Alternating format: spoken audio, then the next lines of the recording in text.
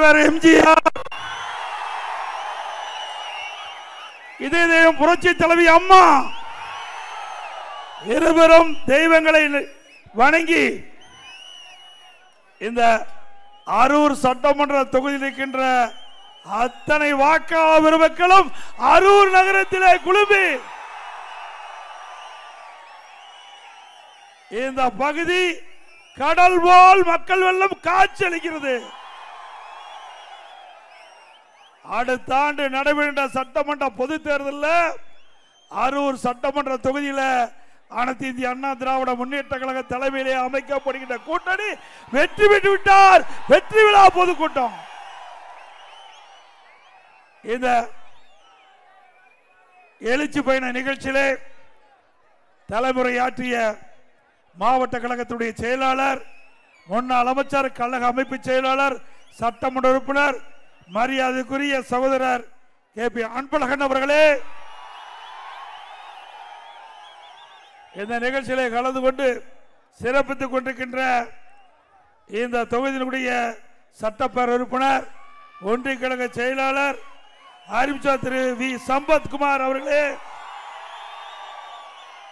முன்னாள் அமைச்சர், கழக அமைப்பு செயலாளர் அண்ணன் திரு முள்ளவேந்தன் அவர்களே, முன்னாள் MLA கழக அமைப்பு செயலாளர் திரு K சிங்காரம் அவர்களே, நிகழ்ச்சியிலே பங்கு பெற்றிருக்கின்ற கழகத்துடைய பொறுப்பாளர்கள் திருமதி செண்பகம் சந்தோஷ் அவர்களே,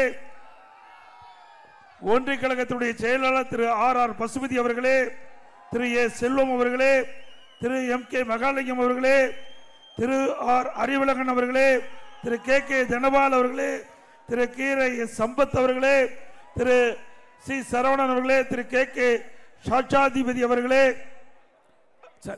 பாஜக மாவட்ட தலைவர் திரு சி சரவணன் அவர்களே, பாஜக பட்டியல் அணி மாநில பொதுச் செயலாளர் திரு KK சாட்சாதிபதி அவர்களே, பாஜக மாவட்ட பொதுச்செயலாளர் திரு J பிரவீன் அவர்களே, தமாக கிழக்கு மாவட்ட திரு சிவ அரவிந்தன் அவர்களே, IJK மாவட்ட திரு JP நஞ்சப்பன் அவர்களே மற்றும் இந்த எழுச்சி பயண கூட்டத்திலே கலந்து கொண்டு சிறப்பித்துக் கொண்டிருக்கின்ற அனைத்து இந்திய அண்ணா திராவிட முன்னேற்ற கழகத்திலே பல்வேறு பொறுப்புகளை வைக்கின்ற நிர்வாகிகளே,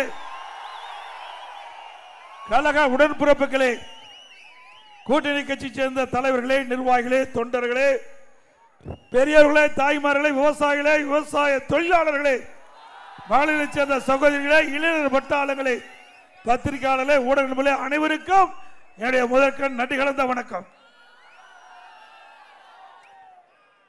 இன்றைய தினம் ஸ்டாலின் அவர்கள் பல பொதுக்கூட்டத்தில் பேசுவதெல்லாம் திராவிட முன்னேற்ற கழகம் 2026 சட்டமன்ற பொது தேர்தலில் அவருடைய தலைமையில் அமைக்கப்பட்ட கூட்டணி 200 இடம் வெற்றி பெறுவதாக கனவு கண்டு கொண்டிருக்கின்றார்.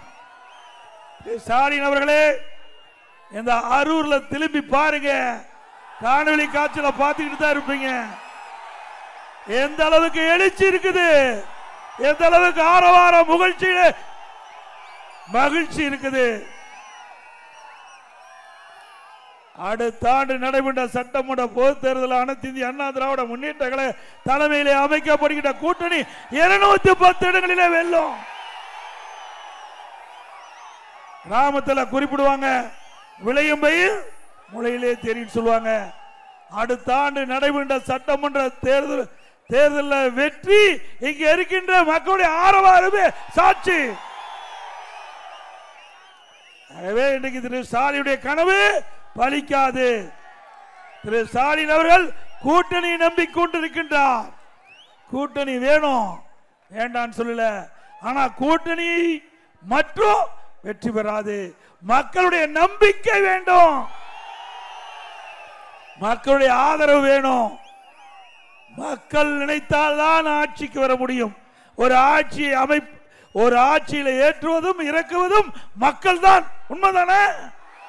நீங்க தானே நீதிபதிகள். ஆக திரு ஸ்டாலின் அவர்களே, கூட்டணியை நம்பி கனவு கொண்டிருக்கின்றீர்கள். ஒருபோதும் இந்த தேர்தல் நடக்காது.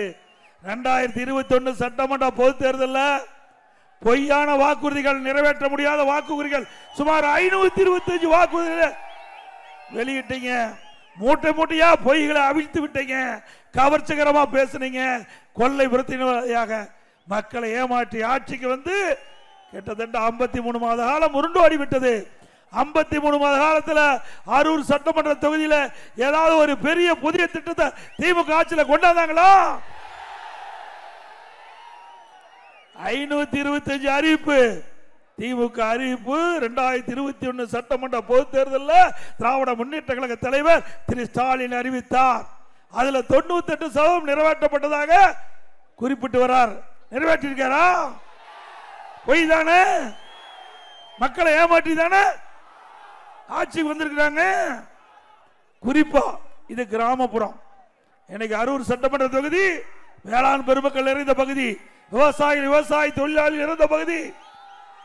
இந்த பகுதியில் 100 நாள் வேலை திட்டம் 150 நாளா உயர்த்துறாங்களாமா? 100 நாள் வேலை திட்டத்தை திராவிட முன்னேற்ற கழகம் ஆட்சிக்கு வந்தவுடன் 150 நாளாக உயர்த்தப்படும். உயர்த்தல, நான் 100 நாள் வேலை திட்டத்திலே பணிபுரிகின்ற தொழிலாளிக்கு அதனுடைய சம்பளம் உயர்த்தினாங்களா? உயர்த்தாட்டி போக உயர்த்தவில்லை என்றாலும் பரவாயில்ல.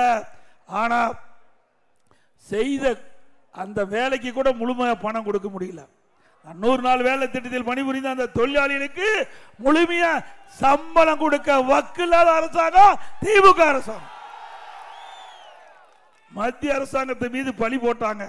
இன்றைய முதலமைச்சர் நாங்க மத்திய அரசை அணுகி அண்ணா திமுக ஆட்சியிலே இருந்தாலும் இல்லாவிட்டாலும் மக்களுக்கு பிரச்சனை போது அந்த மக்களுடைய பிரச்சனையை தீர்ப்பதில் முதல் கட்சி அண்ணா திமுக கட்சி.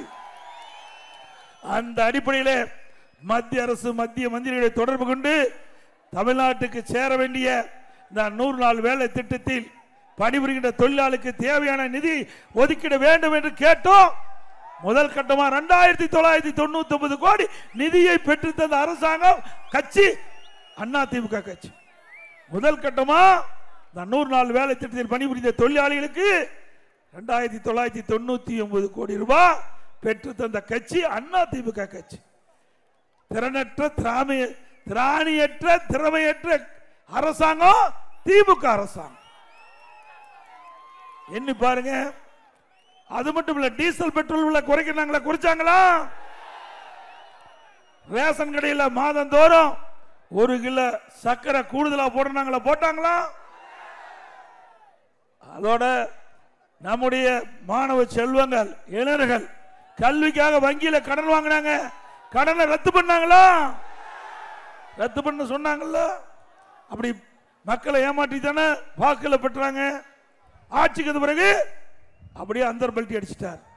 அதோட மாதந்தோறும் கேஸ் சிலிண்டருக்கு 100 ரூபாய் மானியம் கொடுக்கறாங்களா? கொடுத்தாங்களா? செய்யல.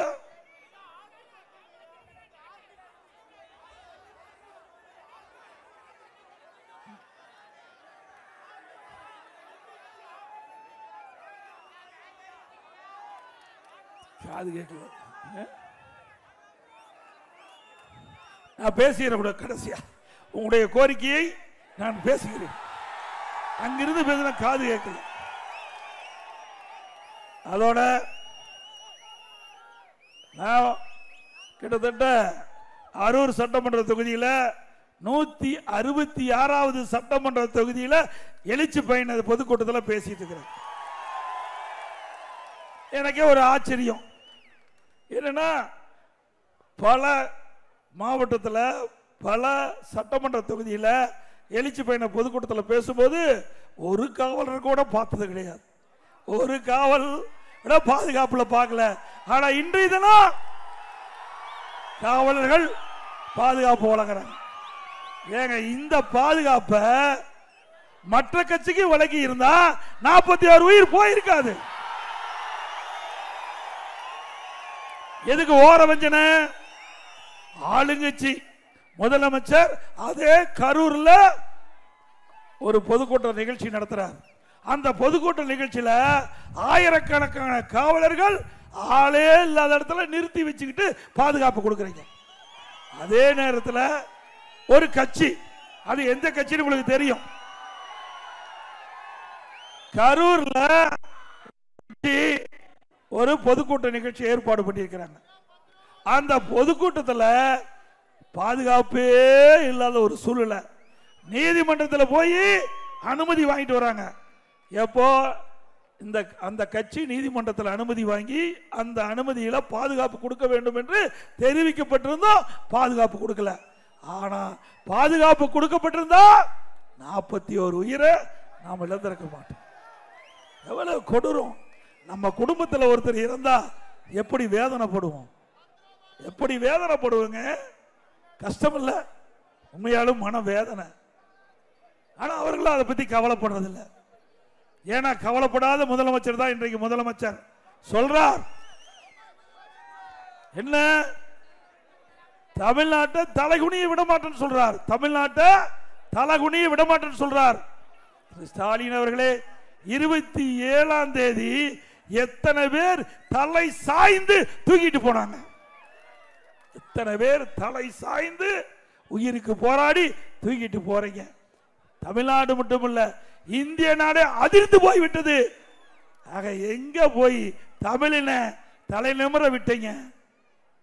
எவ்வளவு கொடுமை, எவ்வளவு கோர காட்சிகள் பார்த்திருப்பீங்க நீங்க. ஆக ஒரு அரசாங்கம் நாட்டு மக்களுக்கு பாதுகாப்பு கொடுப்பது கடமை. அதுவும் காவல்துறையை வைக்கிறவர் முதலமைச்சர் திரு ஸ்டாலின். என்ன பண்ணிட்டு இருக்கிறான்னு தெரியாது. இங்கதான் சொன்னார் பொம்மை முதலமைச்சர். அப்படி இருக்கிற முதலமைச்சர் வச்சுட்டு என்ன மக்களுக்கு பாதுகாப்பு கொடுக்க முடியும்? ஆக திரு ஸ்டாலின் அவர்களே, இன்றைக்கு மக்களுக்கு பாதுகாப்பு கொடுப்பது உங்களுடைய கடமை, உங்களுடைய அரசாங்கத்தினுடைய கடமை. அந்த கடமையை செய்யுங்க. நான் காவல்துறையை குறை சொல்லி நான் பேசவில்லை. ஏனென்றால் காவல்துறை இயக்கின்றவர்கள் அந்த முதலமைச்சர், அவருடைய தலைமையில் தான் இந்த காவல்துறை செயல்பட்டு இருக்குது. நானும் முதலமைச்சராக இருந்தவன், 4 ஆண்டு கால முதலமைச்சராக இருந்தேன். அம்மாவோ கிட்டத்தட்ட 6 முறை தமிழகத்துடைய முதலமைச்சர் பொறுப்பேற்று ஆட்சி புரிந்தாங்க. அனைத்து இந்திய அண்ணா திராவிட முன்னேற்ற கழகம் இந்த மண்ணிலே பொன்மன செம்மல் புரட்சி தலைவர் எம்ஜிஆர், புரட்சி தலைவி அம்மா, அம்மாவுக்கு பிறகு நான் 31 ஆண்டு காலம் ஆட்சி புரிந்தோம். எத்தனை போராட்டம், எத்தனை பொதுக்கூட்டம், எத்தனை மாநில மாநாடு, எத்தனை கட்சிகள் நடத்தின. அத்தனை கட்சிக்கு முழுமையாக பாதுகாப்பு கொடுத்து உயிர் சேதம் இல்லாம பாதுகாக்கப்பட்ட அரசாங்கம் அண்ணா திமுக அரசாங்கம். நாங்க மக்களை நேசிச்சோம். அது எந்த கட்சின்னு பார்க்கல. இது தமிழ்நாட்டு மக்கள். தமிழ்நாட்டில் கூட்டம் நடக்குது, தமிழ்நாட்டில் ஆர்ப்பாட்டம், பேரணி, போது மாநில மாநாடு இப்படி நடக்கும் போது ஒரு அரசாங்கம் மக்களை பாதுகாத்து அவர்களை அந்தந்த கட்சிக்கு ஒரு நல்லது செய்ய வேண்டும். அதை விட்டுட்டு திமுக கட்சி நடத்தினா முழுமையான பாதுகாப்பு, வேற கட்சி நடத்தினா பாதுகாப்பு இல்லை. ஆக தேர்தல் நடக்க வரைக்கும் எப்படி வேணாலும் பேசலாம். ஆனால் தேர்தல் முடிஞ்ச பிறகு ஒரு கட்சி ஆட்சிக்கு வந்த பிறகு அந்த ஆட்சியாளர்கள் பாகுபாடு இல்லாம சமமா அனைவரையும் பார்க்க வேண்டும். அதுதானே நியாயம்? சொல்லுங்க. நீங்க தான் நீதிபதி, நீங்கள் எடுக்கின்ற முடிவுதான் இறுதியானது. ஆக திரு ஸ்டாலின் அவர்களே, இனியாவது நீங்க சிந்திச்சு இன்னைக்கு மக்களுக்கு என்ன பாதுகாப்பு வேண்டும் என்பதை உறுதி செய்து அதற்கு தக்கவாறு கட்சி பாகுபாடு இல்லாம நீங்கள் கூட்டத்திற்கு பாதுகாப்பு கொடுக்க வேண்டும் என்று அன்போட நேரத்தில் கேட்டுக்கிறேன். அது மட்டுமல்ல, இன்றைக்கு எப்பொழுதெல்லாம் திமுக ஆட்சிக்கு வருதோ அப்பெல்லாம் சட்ட சந்தி சிரிக்குது. உண்மைதானே? இந்த ஆட்சிக்கு கொலை, கொல்ல, திருட்டு, வழிப்பறிவு, பாலியல் சீண்டல் நடக்காத நாள் இருக்குதா? இருக்குதுங்களா? சிறுமி முதல் பாட்டி வரைக்கும் பாதுகாப்பே இல்லை. சிறுமி முதல் பாட்டி வரைக்கும் பாதுகாப்பு இல்லை. ஒரு அவல ஆட்சி. இன்னைக்கு இப்படிப்பட்ட ஆட்சி தொடர வேண்டுமா? இன்றைக்கு காவல்துறைகள் கைகள் கட்டப்பட்டிருக்கின்றன. சில காவல்துறை அதிகாரிகள் அவர் ஒன்னு சொன்னா இவங்க 2 செய்யறாங்க. இன்றைக்கு சில காவல்துறை அதிகாரிகளை பணிவன்போடு இந்த நேரத்தில் கேட்டுக்கிறேன். கால சக்கரம் சுட்டி கொண்டே இருக்கும். நீங்கள் நடுநிலையோடு நடந்து கொள்ள வேண்டும். மக்களுக்கு பாதுகாப்பு கொடுத்ததிலே எந்த தவறும் நீங்கள் இழைத்து விடக் கூடாது என்பதை கவனமாக சிந்தித்து செயல்பட வேண்டும். இந்த அரசாங்கம் உங்களை பாதுகாக்க நினைக்காதீங்க. ஏற்கனவே ஒரு அமைச்சர் இருந்தாரு, யாருன்னு உங்களுக்கு தெரியும். அவர் 450 நாள் ஜெயில இருந்துட்டு தான் வந்திருக்காரு. ஜெயிலுக்கு போய் திருந்தின பாடு இல்ல. ஜெயில போட்டா திருந்துவான்னு பார்த்தா அங்க போய் கிரிமினல் கட்டிட்டு வந்து இன்னும் தப்பு தான் செய்யறார். யாருன்னு உங்களுக்கு தெரியும்? 10 ரூபா. இதை சொன்னா அவரு கோபம் வருது. எடப்பாடி பழனிசாமி தான் 10 ரூபா. ஏப்பா மக்கள் சொல்றாங்க, மக்கள் சொல்றதை நான் பேசுறேன், உண்மைதானே? 10 ரூபாய்ங்கிறது ஒரு ஐஎஸ்சி மார்க் மாதிரி ஆகி போச்சு.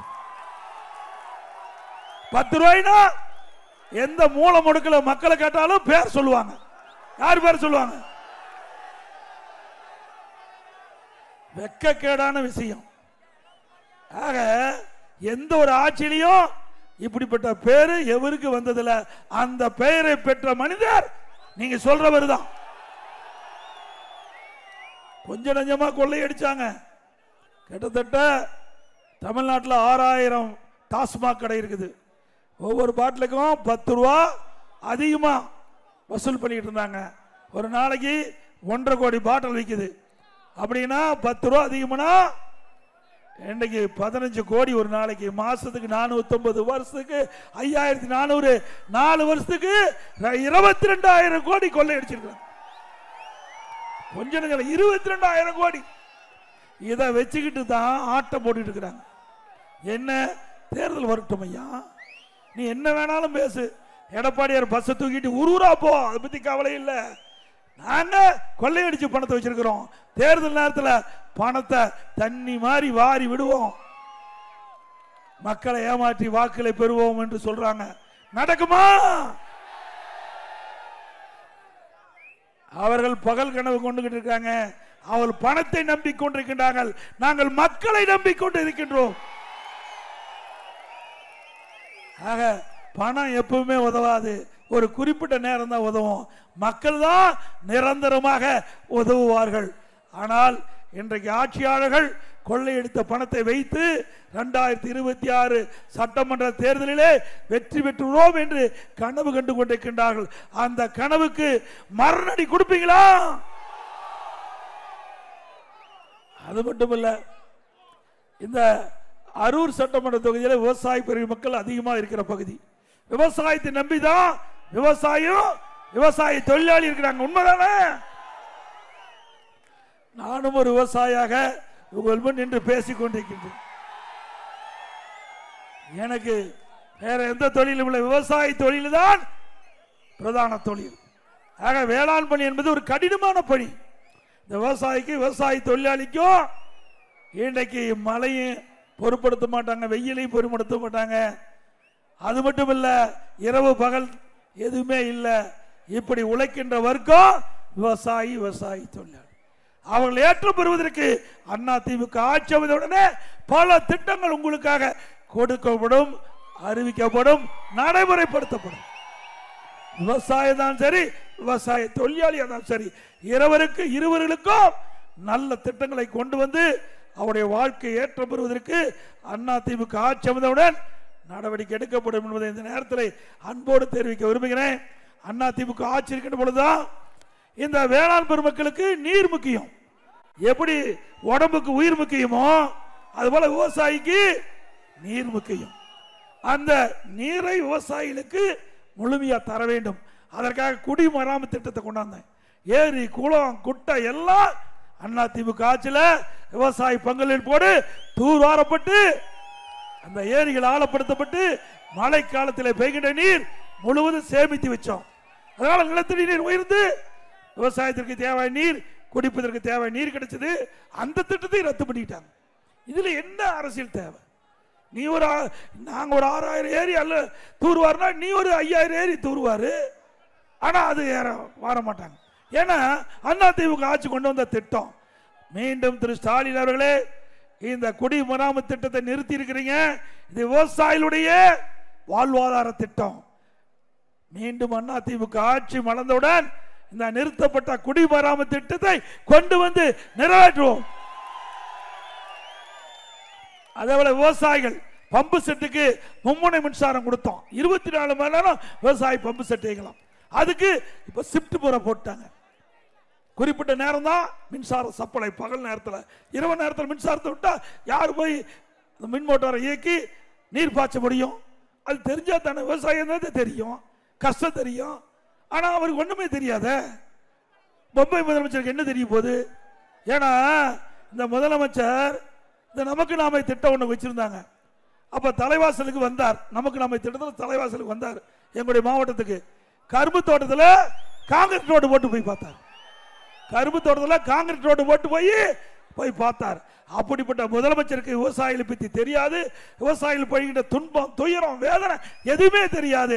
ஆனா அண்ணா திமுக அரசாங்கத்தை பொறுத்த வரைக்கும், என்னை பொறுத்த வரைக்கும் விவசாயம் முழுமையாக தெரிந்தவன் என்ற அடிப்படையில் உங்களுக்கு என்னென்ன கஷ்டம் இருக்கிறது என்பது அனுபவ நீதியாக எனக்கு தெரிந்த காரணத்தினாலே விவசாயிகள் படுகின்ற துன்பங்கள், விவசாயி தொழிலாளி படுகின்ற துன்பங்கள் அண்ணா திமுக ஆட்சி மலர்ந்தவுடன் தீர்க்கப்படும். அதே போல விவசாயிகள் தொடக்க வேளாண் கூட்டுறவு கடன் சங்கத்தில் வாங்கிய கடன் 2014 2021 வரைக்கும் அண்ணா திமுக ஆட்சி 5 வருஷம் 2 முறை கடன் தள்ளுபடி செஞ்சோம். இந்தியாவில் எந்த ஒரு அரசாங்கமும் 2 முறை விவசாயிகளுடைய கடன் தள்ளுபடி செஞ்சதில்லை. அதையும் விவசாயிகளுக்கு செஞ்சோம். வறட்சி நிவாரணம் கொடுத்தோம். புயல், வெள்ளம், சேதம் பயிருக்கு அதை கணக்கிட்டு விவசாயிகளுக்கு அந்த தொகை கொடுத்தோம். இன்றைக்கு இந்த மக்காச்சோளம் பயிர் அதுல இன்றைக்கு அமெரிக்கன் படைப்புலி விழுந்தது, கடுமையா பாதிச்சாங்க. என்னுடைய கவனத்துக்கு வந்தவுடன் அதிமுக அரசு கிட்ட பொழுது 186 கோடி அந்த மக்காச்சோள பயிர் இழப்பீட்டாருக்கு அந்த தொகை கொடுத்த அரசாங்கம் அதிமுக.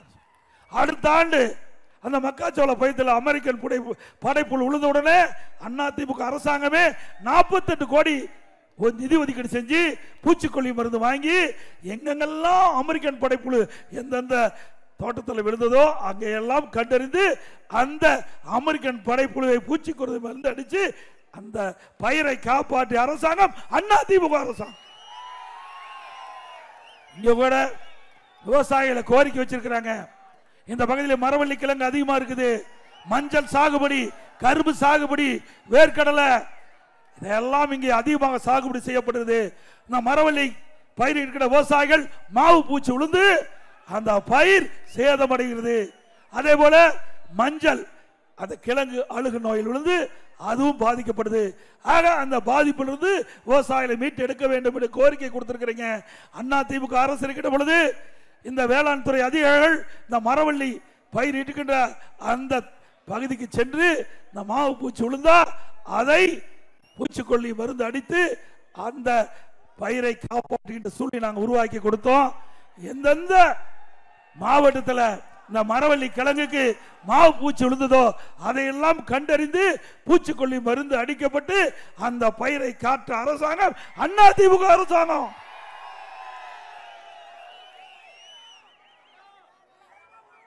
அதே போல இந்த பகுதியில் நீண்ட நாள் கோரிக்கை, தென்பெண்ணை ஆற்று உபரி நீரை ஈச்சம்பாடி அணையிலிருந்து நீரேற்று மூலமாக 66 ஏரிகள் நிரப்பப்பட வேண்டும். இந்த 66 ஏரிகள் நிரப்பப்படுவதற்காக அந்த விவசாயிகள் மாண்பு அமைச்சர் சகோதரர் அன்பழகன் அவர்கள் போன்றவர்கள் எல்லாம் கோரிக்கை வச்சாங்க. ஆக அந்த கோரிக்கையை ஏற்று அதிமுக அரசு இருக்கின்ற பொழுது நான் இடைத்தேர்தல் வந்தது. அந்த இடைத்தேர்தலே அவளுக்கு வாக்குறுதி கொடுத்தோம். அந்த வாக்குறுதியின் அடிப்படையில் அதிமுக அரசு முதற்கட்டமாக ஆய்வு மேற்கொள்ள 10 லட்சம் ரூபாய் ஒதுக்கீடு செஞ்சு ஆய்வு பணி மேற்கொள்ளப்பட்டது. அதற்கு சுமார் 301 கோடி ரூபாய் அந்த திட்டம் நிறைவேற்றுவதற்கு நிதி ஒதுக்கீடு செய்ய இருக்கின்ற சூழ்நிலை ஆட்சி மாற்றம் ஏற்பட்டது. அதிமுக ஆட்சியில் கொண்டு வரப்பட்ட திட்டம் என்ற ஒரே காரணத்திற்காக ஈச்சம்பாடி அந்த அணை நீரேற்று திட்டத்தை கைவிட்டுட்டாங்க. மீண்டும் அதிமுக ஆட்சி மலர்ந்தவுடன் இந்த ஈச்சம்பாடி அணை நீரேற்று திட்டத்தை நிறைவேற்றி 66 ஏரிகள் நிரப்பப்படும்.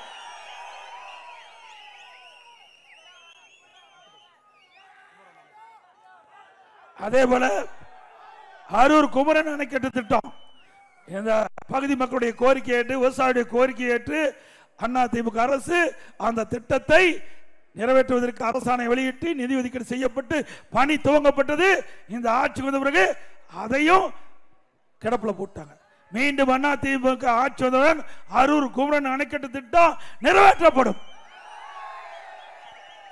அதே போல அரூர் பகுதியில் 93 ஏரிகளுக்கு தென்மனை ஆற்று உபரி நீரை நிரப்ப வேண்டும் கோரிக்கை கொடுத்திருக்கிறீங்க. இந்த அரூர் தொகுதியில் தென்மனை ஆற்றின் உபரி நீரை சென்னக்கால் திட்டம் மூலம் அந்த வாய்க்கால் வழியாக நீரேற்றும் திட்டத்தின் மூலமாக இப்பகுதியில் உள்ள 11 ஊராட்சிக்குள்ள 93 ஏரிகள் உபரி நீரை நிறைவேற்றும் கேட்டுக்கிறீங்க. அதிமுக ஆட்சி பிறகு இந்த திட்டத்திற்கு பரிசீலிக்கப்படும் என்பதையும் நேரத்தில் தெரிவிக்க விரும்புகிறேன். அதேபோல இது கிராம சூழ்ந்த பகுதி. இந்த கிராமத்திலே வாழுகின்ற அந்த குடும்பத்தில் இருக்கின்ற மாணவ மாணவி மருத்துவ கல்வி கிடைக்க வேண்டும். ஆக அந்த மாணவர்கள் மற்ற மாணவர்களோடு போட்டி போட்டு நீட் தேர்வில் அதிக மதிப்பெண் பெற்று அவர்கள் மருத்துவ கல்வி கிடைப்பது அரிதாக இருந்தது. நான் முதலமைச்சர் இருந்த பொழுது 2017-18 வெறும் 9 பேருக்கு தான் நம்முடைய அரசு பள்ளியை படித்த 41% மாணவர்கள் 3,81,000 மாணவர்கள் வெறும் 9 பேருக்கு தான் அந்த மருத்துவ கல்வி கிடைச்சது. நானும் அரசாங்க பள்ளியிலே படித்தவன். ஆகவே அந்த அரசு பள்ளியை படித்த மாணவர்கள் மருத்துவர் ஆக வேண்டும் என்ற கனவை நனவாக்க என்பதற்காக அந்த 3,81,000 பேர்ல அதிகமான பேர் இந்த அரசு பள்ளியை படிக்கின்ற அந்த மாணவ செல்வங்கள் மருத்துவராக வேண்டும், கனவு நனவ வேண்டும் என்ற அடிப்படையில் 7.5% உள்ளிட ஒதுக்கீடை கொண்டு வந்து நிறைவேற்றி இன்றைய தினம் அரசு பள்ளியை படித்த ஏழை குடும்பத்தை பிறந்த மாணவ மாணவி 2818 பேர் இன்றைக்கு மருத்துவ கல்வி படிச்சிட்டு இருக்கிறாங்க. இந்த இடஒதுக்கீட்டில் தேர்வு செஞ்ச மாணவ மாணவி ஏழை குடும்பத்தை சேர்ந்தவர். அவர்கள் இந்த மருத்துவ கல்வி கட்டணம் கட்ட முடியல. என்னுடைய கவனத்தை கொண்டு வந்தவுடன் இந்த 7.5% உள்ளிட ஒதுக்கீட்டில் தேர்வு செஞ்ச அந்த மருத்துவ மாணவர்களுக்கு கல்வி கடன், மருத்துவ கல்வி கடன் அரசாங்கமே செலுத்தும்.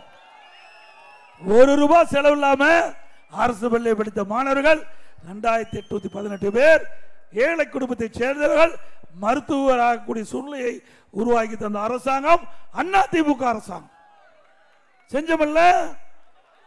இன்னைக்கு நாளைக்கு கூட அண்ணன் சொன்னாங்க 3 பேர் 7.5% இடஒதுக்கீட்டில் அந்த மருத்துவ கல்வி கிடைச்சு நாளைக்கு என்னிடத்துல வந்து ஆசி வாங்குறதுக்கு வருதா சொன்னாங்க. ஒரே குடும்பத்தில் 3 பேர். இதாங்க சாதனை. இப்படி ஒரு சாதனையாவது திமுக ஆட்சியில் இந்த மக்களுக்கு செய்து கொடுத்திருக்காங்களா? அது மட்டுமல்ல, ஏழை தொழிலாளி, அது விவசாய தொழிலாளி இருந்தாலும் சரி, அல்லது சலவை தொழிலாளி, அல்லது நெசவு தொழிலாளி, மூட்டை தைக்கிற தொழிலாளி, இல்லது தாழ்த்தப்பட்ட குடும்பத்தில் பிறந்தவர்கள் யாராக இருந்தாலும் அவர்கள் குடிசையிலே வாழ்ந்தால் அவர்களுக்கு பல லட்சம் மதிப்புள்ள கான்கிரீட் வீடு அதிமுக ஆட்சியிலே கட்டி கொடுக்கும். இன்றைக்கு அந்த ஏழை தொழிலாளியும் சரி, தாழ்த்தப்பட்ட மக்களுக்கும் வீட்டு நிலைமை இல்லை. அதிமுக ஆட்சி வந்தவுடன் அதிமுக அரசாங்கமே வீட்டு நிலம் சொந்தமா வாங்கி, அரசாங்கமே சொந்தமா வாங்கி அற்புதமான கான்கிரீட் வீடு அந்த ஏழைகளுக்கும் தாழ்த்தப்பட்ட மக்களுக்கும் கட்டி கொடுக்கப்படும். இது அதிமுகவுடைய தேர்தலுடைய பிரதான தேர்தல் அறிக்கை. அத்தனை ஏழைகளுக்கும் வீடு கட்டி கொடுக்க வேண்டும். பல லட்சம் மதிப்புள்ள அற்புதமான கான்கிரீட் வீடு அதிமுக அரசு அமைந்தவுடன் கட்டி கொடுக்கப்படும் என்ற மகிழ்ச்சியான செய்தியை இந்த நேரத்தில் தெரிவிக்கிறேன். அதே போல கொரோனா காலத்தில் உங்களுக்கு தெரியும் 12 மாசம் நம்முடைய மக்களுக்கு ரேஷன் கடையில் விலையில்லா அரிசி கொடுத்தோம், விலையில்லா சக்கரை கொடுத்தோம், விலையில்லா எண்ணெய் கொடுத்தோம், குடும்பத்தைக்கு 1000 ரூபாய் பணம் கொடுத்தோம்ல. ஒரு வருடம் கொடுத்தோம். அதே போல இன்றைக்கு அந்த காலகட்டத்தில் தைப்பொங்கல் வந்தது. இது கிராம சூழ்ந்த பகுதி. எல்லா குடும்பத்திலும் தைப்பொங்கல் பொங்க வேண்டும் என்பதற்காக ஒவ்வொரு குடும்பத்துக்கு 2500 ரூபாய் கொடுத்தோம். அந்த நேரத்தில் பள்ளிகள் மூடப்பட்டது, கல்லூரிகள் மூடப்பட்டன. அந்த மாணவர்கள் ஓராண்டு எங்களுக்கு வீணாகிவிட்டது என்று மன உளைச்சல் இருந்தாங்க. அப்படி கல்லூரியில் படிக்கின்ற மாணவர்களுக்கு ஆன்லைனில் வகுப்பு நடத்தணும், ஆன்லைனில் தேர்வு நடத்தணும். நம்முடைய கல்லூரி மாணவர்கள் நன்றாக படித்து தேர்வு எழுதி பட்டம் பெற்றாங்க. பள்ளியில் படிக்கின்ற மாணவருக்கு ஆல் பாஸ் போட்டு கொடுத்தோம். அதே போல அதிமுக ஆட்சி அமைந்தவுடனே நம்முடைய தாய்மார்களுக்கும் சகோதரிகளுக்கும் நல்ல சேலை ஒவ்வொரு தீபாவளியும் போது வழங்கப்படும்.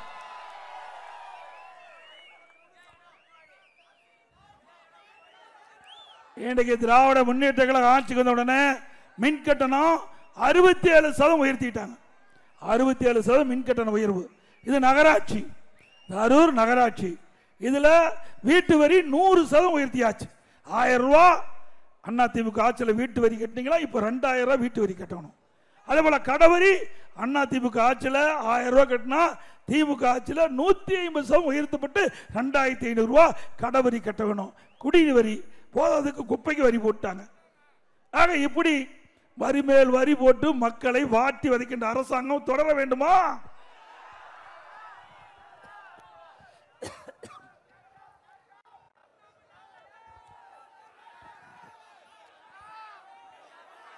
பள்ளியிலே படிக்கின்ற மாணவர்களுக்கு லேப்டாப் கொடுக்கப்படும். திருமண உதவி திட்டத்தின் கீழ் 26,000 50,000 கொடுக்கப்படும். தாலிக்கு தங்கம் வழங்கப்படும். இந்த திருமண உதவி திட்டத்தில் தேர்வாகின்ற மணப்பெண்ணுக்கு பட்டு சேலை வழங்கப்படும். மணமகனுக்கு பட்டு வேஷ்டி கொடுக்கப்படும். அதே போல இப்போ இப்படி உங்களுடன் ஸ்டாலின், யாருடன் ஸ்டாலின்? 4 வருஷம் கழிச்சு இப்பதான் மக்களை தேடி முதலமைச்சர் வந்திருக்கார். அதுல எதுக்காக வந்திருக்காரு? 46 பிரச்சனை இருக்குதான். இதுல பிரிண்ட் அடிச்சு கொடுத்திருக்காரு. 46 பிரச்சனைய 4 வருஷமா கண்டுபிடிச்சிருக்காரு. பிரச்சனை தீர்க்க முதலமைச்சர் இல்ல, பிரச்சனையை கண்டுபிடிக்க வந்திருக்கார். இந்தியாவிலேயே பிரச்சனையை கண்டுபிடித்த ஒரே முதலமைச்சர் தமிழ்நாடு முதலமைச்சர். எல்லா முதலமைச்சரும் மக்களுடைய பிரச்சனை தீர்ப்பாங்க, ஆனா மக்களுடைய பிரச்சனை கண்டுபிடிச்சு தீர்க்க போறாங்க. வீடு வீடா மக்களை சந்திச்சு இந்த 46 பிரச்சனையில எந்த பிரச்சனையாவது உங்களுக்கு இருந்தா நீங்க மனு எழுதி அந்த அதிகாரி கொடுத்தா சம்பந்தப்பட்ட அதிகாரி சம்பந்தப்பட்ட துறைக்கு அனுப்பி அந்த பிரச்சனை தீர்த்து வைப்பாங்களா? நடக்குங்களா? இதை நம்பி நம்முடைய மக்கள் மனு எழுதி கொடுத்தாங்க. எங்களுக்கு இந்த பிரச்சனைக்கு மனு எழுதி கொடுத்தாங்க. சிவகங்கை மாவட்டத்தில் திருப்புவனத்தில் ஆத்துல கிடக்குது. மக்கள் கொடுக்கப்பட்ட மனு ஆத்துல கிடக்குது. இப்படித்தாங்க திமுக ஆட்சி இருக்கும். இதே போல திரு ஸ்டாலின் தேர்தல் நேரத்தில் சொன்னார். திரு ஸ்டாலினும் குறிப்பிட்டார், உதயநிதி ஸ்டாலின் குறிப்பிட்டார். திராவிட முன்னேற்ற கழகம் ஆட்சிக்கு வந்தவுடன் முதல் கையெழுத்து நீட் தேர்வு ரத்து செய்யப்படும். ரத்து செஞ்சாங்களா? பிறகு உதயநிதி ஸ்டாலின் பொதுக்கூட்டத்தில் சொல்றார், நீட் தேர்வை ரத்து செய்வதற்கு ரகசியம் இருக்குன்னு சொன்னார். சொன்னாரா? சொல்லிட்டார். கிருஷ்ணகிரியில் நடந்த பொதுக்கூட்டத்தில் முதலமைச்சர் சொல்லிட்டார், நீட் தேர்வுக்கு எங்களால் விதிவிலக்கு பெற்று தர முடியாது. ரகசியத்தை ஸ்டாலின் சொல்லிட்டார். நீட் தேர்வுக்கு திமுக அரசாங்கத்தால் அந்த விலக்கு பெற்று தர முடியாது என்று கைவிரித்து விட்டார். இதுதான் ரகசியம். இதற்கு நீட் தேர்வுக்கு விலக்கு பெறுவதற்கு 1 கோடி பேருக்கு கையெழுத்து வாங்கப்படும் என்று திமுக அறிவிக்கப்பட்டு 1 கோடி பேருக்கு கையெழுத்து வாங்கினாங்க. கையெழுத்து வாங்கி மேதகு ஜனாதிபதி கொடுப்பதற்காக கையெழுத்து வாங்கி அறிவிப்பு கொடுத்து கையெழுத்து வாங்கினாங்க. கையெழுத்து வாங்கி சேலம் மாவட்டம் பெத்தநாயக்கம்பாளையத்தில் அந்த இளைஞர் மாநில திமுக இளைஞர் மாநாடு நடத்துது. அதில் அந்த மேடையில் கொண்டாந்து அந்த வாங்கின மனுலாம் பெட்டியில் போட்டு வச்சுட்டு திரு ஸ்டாலின் பேசும்போது ஃபேனை போட்டு விட்டாங்க. எல்லாம் பறந்து போச்சு. எல்லாம் பறந்து போய் திமுக கார காலில் மிதிவிட்டு வீணா போச்சு. இது வரைக்கும் அந்த மனு என்னாச்சுன்னு சொன்னாங்களா? இதுதாங்க திமுக கையெழுத்து வாங்குற லட்சணம். மக்களை எப்படி ஏமாத்துறாங்க பாருங்க. இதுல ஒரு படத்துல வரும், சதுரங்க வேட்டைன்னு ஒரு படத்துல வரும், ஒருவரை ஏமாற்ற வேண்டும் என்றால் ஆசையை தூண்ட வேண்டும். அப்படி இப்படி உங்களுடன் ஸ்டாலின் என்ற மனு அடிச்சு மக்களை ஆசையை தூண்டி உங்களுடைய கஷ்டத்தை போக்குற மாதிரி ஒரு நாடகத்தை அரங்கேற்றி உங்களுடைய வாக்குகளை பெறுவதற்காக திரு ஸ்டாலின் அரசாங்கம் போடுகின்ற நாடகம் என்பதை நாம் எண்ணி பார்க்க வேண்டும். இன்னொன்னு எப்போது பார்த்தாலும் சொல்றார், நாங்க ஆட்சிக்கு வந்த உடனே நாங்க கொடுக்கப்பட்ட வாக்குறுதி குடும்ப தலைவிக்கு மாதந்தோறும் 1000 ரூபாய் உரிமை தொகை வழங்கிவிட்டோம்னு. நீ எங்க வழங்கின? நாங்க கொடுத்த அழுத்தத்தில் தான் நீங்க கொடுத்த. அண்ணா திமுக பிரதான எதிர்கட்சி, சட்டமன்றத்தில் தொடர்ந்து நாங்க பேசணும். திரு ஸ்டாலின் அவர்களே, குடும்ப தலைவிக்கு மாதந்தோறும் 1000 ரூபாய் கொடுப்பதாக கொடுக்கப்பட்ட வாக்குறுதி என்னாச்சு? அந்த ஏழை மக்களை ஏமாற்றி வாக்குகளை பெற்று அந்த திட்டத்தை நிறைவேற்றவில்லை. எப்பொழுது நிறைவேற்ற என்று தொடர்ந்து பிரதான எதிர்கட்சி என்ற தலைவர் முறையில் நானும் அனைத்து இந்திய அண்ணா திராவிட முன்னேற்ற கழக சட்டமன்றத்தில் முதலமைச்சருக்கு அழுத்தம் கொடுத்த காரணத்தினால 28 மாதம் கழிச்சு அதை கொடுத்தார். அந்த 1000 ரூபாய் கிடைக்க செய்ததும் அண்ணா திமுக கட்சி தான். அவர் மனம் வந்து கொடுக்கல. அது மட்டும் இல்ல, இந்த ஒரு மாசத்துக்கு முந்தி ஒரு அறிவிப்பு கொடுத்தாங்க. மேலும் 30 லட்சம் பேர்களுக்கு விதியை தளர்த்தி இந்த குடும்ப தலைவிக்கு 1000 ரூபாய் கொடுப்பதாக அறிவிச்சாங்க. ஏன் அப்பவே கொடுத்திருக்கலாமே? அப்ப விதியை தளர்த்தி கொடுத்திருக்கலாம். உங்களுக்கு யாரு வேண்டாம்? எதற்காக? மக்களுடைய செல்வாக்கு எழுந்துட்டாங்க, கட்சிக்காரருடைய செல்வாக்கு எழுந்துட்டாங்க. இந்த 30 லட்சம் பேருக்கு இந்த குடும்ப தலைவிக்கு கொடுத்தா அவருடைய வாக்கு அடுத்த ஆண்டு நடைபெற தேர்தலில் கிடைக்கும். அந்த மக்களுடைய கஷ்டத்தை பார்த்து கொடுக்கல, அந்த தாய்மாருடைய கஷ்டத்தை பார்த்து திரு ஸ்டாலின் கொடுக்கல. அந்த விதிவிலக்கு தளத்தில் அவர்களுக்கு அவருடைய வாக்கு வேணும், அவருடைய ஓட்டு வேணும், குடும்பத்துடைய ஓட்டு வேணும். அதற்காக 30 லட்சம் பேர்களுக்கு விதியை தளர்த்தி இந்த குடும்ப ஒவ்வொரு மாதமும் குடும்ப தலைவிக்கு 1000 ரூபாய் கொடுப்பதாக அறிவிச்சிருக்கிறாங்க. இன்னும் வந்தபாடு இல்லை. இதையெல்லாம் ஏமாற்று விலை, உங்களுடைய வாக்குகளை பெறுவதற்காக ஸ்டாலின் போடுகின்ற தந்திர மாடல் என்பதை நாம் உணர வேண்டும். அண்ணா திமுக ஆட்சி வந்தவுடனே ஏற்கனவே நாங்கள் தெரிவித்தோம், எங்களுடைய தேர்தல் அறிவிக்கையிலே தெரிவித்தோம், குடும்ப அட்டைக்கு 1500 ரூபாய் கொடுக்கணும். ஆனா திமுக கவர்ச்சிகரமா பேசி மக்களை ஏமாற்றி ஆட்சிக்கு வந்துட்டாங்க. அண்ணா திமுக ஆட்சியில் இந்த திட்டம் தொடரும் என்பதை நேரத்தில் தெரிவிக்கிறேன். இப்போ நீங்க பார்த்தீங்கன்னா நாட்டில் பணத்தை திருடுவாங்க, நகை திருடுவாங்க. ஆனா இப்போ கிட்னி திருடுறாங்க, கிட்னி திருட ஆரம்பிச்சுட்டாங்க. அதாவது இப்போ யாராவது இந்த பொதுக்கூட்டத்தில் கலந்து கொண்டிருக்கிறவங்க அறுவை சிகிச்சை திமுக நடத்தும் மருத்துவமனையில் அறுவை சிகிச்சை செஞ்சுதா போய் ஸ்கேன் பண்ணி பார்த்துங்க, உள்ள உறுப்பு இருக்குதா பார்த்துங்க. ஏன்னா அவ்வளவு சந்தேகம் ஏற்பட்டு விட்டது. அதோட முற்றார் உறவினர் நண்பர்கள் யாராவது திமுக மருத்துவமனை போய் ஆபரேஷன் பண்ணியிருந்தா அவளையும் போய் செக் பண்ணி சொல்லுங்க.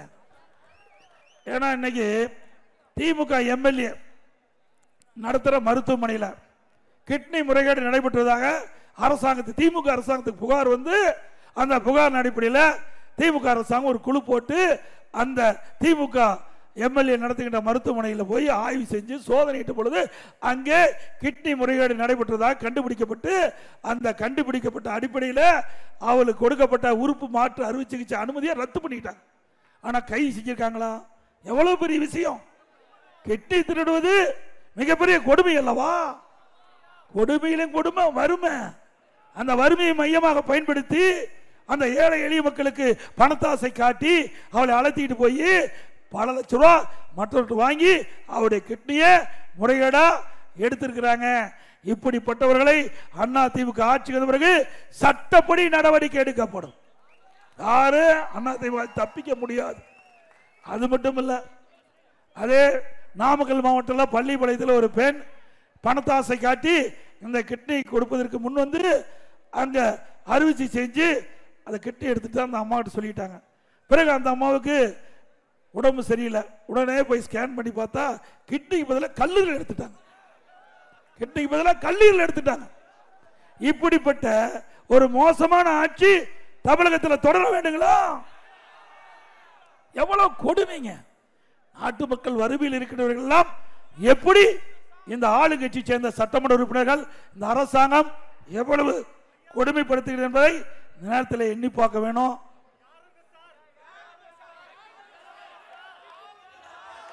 யார் அந்த சார்? அதான் கண்டுபிடிக்க முடியல. அண்ணா திமுக ஆட்சி வந்தா கண்டுபிடிக்கும். திமுக ஆட்சியில் யார் அந்த சார் என்பதை அவரால் கண்டறிய முடியவில்லை. அனைத்து இந்திய அண்ணா திராவிட முன்னேற்ற கழகம் வந்தால் அதை கண்டுபிடித்து நாட்டு மக்களுக்கு அம்பலப்படுத்தப்படும்.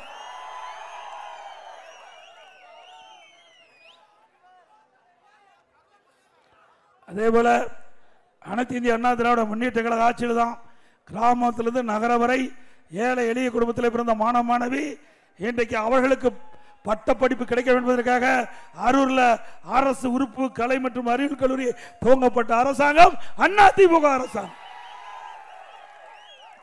தருமபுரி மாவட்டத்தில் பெண்ணாகரம், பாபிரெட்டிப்பட்டி, அரூர் ஆகிய பகுதியில் உள்ள உறுப்பு கல்லூரிகளை அரசு கலை மற்றும் அறிவியல்களை மாற்றப்பட்டு அந்த கட்டணம் குறைக்கப்பட்டது. உறுப்பு கல்லூரினா 8000 10,000 வரை அந்த கல்வி கட்டணம் செலுத்த முடியும்.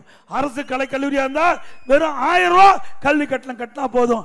அதையும் இந்த ஏழைகளுக்காக அந்த கட்டணத்தை குறைத்து அரசு கலை கல்லூரி ஆக்கினதும் அதிமுக ஆட்சியில். அரூரை தலைநகராக கொண்டு புதிய கல்வி மாவட்டத்தை உருவாக்கப்பட்டது அதிமுக ஆட்சியில். கம்பைநல்லூர் கே ஈச்சம்படியில் சிட்கோ உருவாக்கப்பட்டது. அரூர் வட்டாட்சியலுவலகம் 2.5 கோடி மதிப்பீட்டில் கட்டி முடிக்கப்பட்டது. அரூரில் நீதிபதி குடியிருப்புகள் 2 கோடி மதிப்பீட்டில் கட்டப்பட்டது. சேலம் வாணியம்பாடி நெடுஞ்சாலை 320 கோடி மதிப்பீட்டில் 4 வழி சாலையாக உங்களுக்கு விரிவாக்கம் செய்யப்பட்டு இந்த போக்குவரத்து நெரிசல் இல்லாமல் சாலையாக உங்களுக்கு வழங்கப்பட்டது. அரூர் அரசு மருத்துவமனையில் 110 படுக்கை கொண்ட மருத்துவமனையா தரம் உயர்த்தப்பட்டது. சித்தேரி மலை முதல் மண்ணூர் வரையிலான சாலை 11 கிலோமீட்டர் வரை 8 கோடி மதிப்பீட்டில் தார் சாலையாக அமைத்து கொடுக்கப்பட்டது. சித்தேரி முதல் நொச்சுக்குட்டை வரை சுமார் 5 கோடி மதிப்பீட்டில் தார் சாலை அமைத்து கொடுக்கப்பட்டது.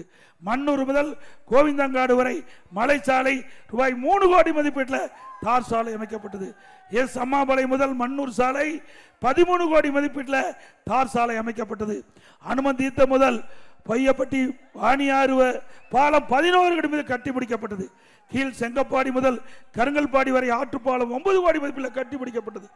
பேரமண்டப்பட்டி ஆற்றுப்பாலம் 11 கோடி மதிப்பீட்டில் கட்டி முடிக்கப்பட்டது.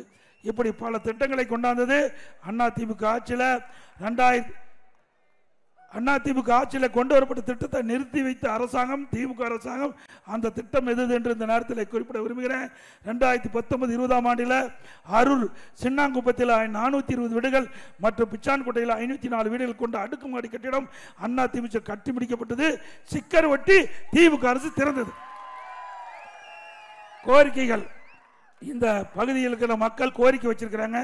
நரிப்பள்ளி பெரியப்பட்டி ஊராட்சிகள் சந்திக்கும் தென்மண்ணை ஆறு மற்றும் கல்லாறு சந்திக்கும் கூட்டாறு அருகே தடுப்பணை கட்ட வேண்டும் என்று அதிமுக ஆட்சி மலர் தடுப்பணை கட்டி கொடுக்கப்படும். கோட்டப்பட்டி கல்லாற்றின் குறுக்கே சிறிய தடுப்பணை கட்டி கால்வாய் நீரேற்றும் திட்டத்தின் மூலம் கோட்டப்பட்டி ஏரிக்கு நீர் கொண்டு செல்ல வேண்டும் என்று கேட்டுக்கிறீங்க. அந்த நீர் கொண்டு சென்று ஏரியை நிரப்பப்படும். வள்ளிமதுரை அணையினை தூர்வாரி வலதுபுற கால்வாயினை தீர்த்தமலை ஊராட்சி வரை நீடிப்பு செய்ய வேண்டும் கேட்டீங்க. அந்த திட்டத்தையும் நிறைவேற்றி கொடுக்கப்படும். தீர்த்தமலையின் சுற்றுலா தலமாக கேட்டுக்கிறீங்க. அதுவும் பரிசீலிக்கப்படும் என்பதை நேரத்தில் தெரிவித்து கூட்டத்துக்கு வந்துள்ள நம்முடைய தொண்டர்கள், கூட்டணி கட்சி சேர்ந்த நிர்வாகிகள், தொண்டர்கள் வாகனத்தில் பத்திரமா வீடு திரும்ப வேண்டும் என்று அன்போடு இந்த நேரத்தில் கேட்டுக்கிறேன். வாகன ஓட்டிகள் நம்முடைய பொதுமக்களை பத்திரமா வீடு கொண்டு போய் சேர்க்க வேண்டும் என்று வாகன ஓட்டிகளுக்கும் இந்த நேரத்தில் ஆலோசனை கொடுக்கிறேன். 2026 ஆண்டு நடைபெற்ற சட்டமன்ற பொதுத் தேர்தலில் அனைத்து இந்திய அண்ணா திராவிட முன்னேற்ற கழக தலைமையிலே அமைக்கப்படுகின்ற கூட்டணியுடைய வெற்றி வேட்பாளர் வெற்றி பெறுவதற்கு இரட்டை சின்னத்திலே வாக்களித்து வெற்றி பெற செய்யும். மக்களை காப்போம், தமிழகத்தை மீட்போம். தமிழகத்தை பை பை ஸ்டாலின். நன்றி, வணக்கம்.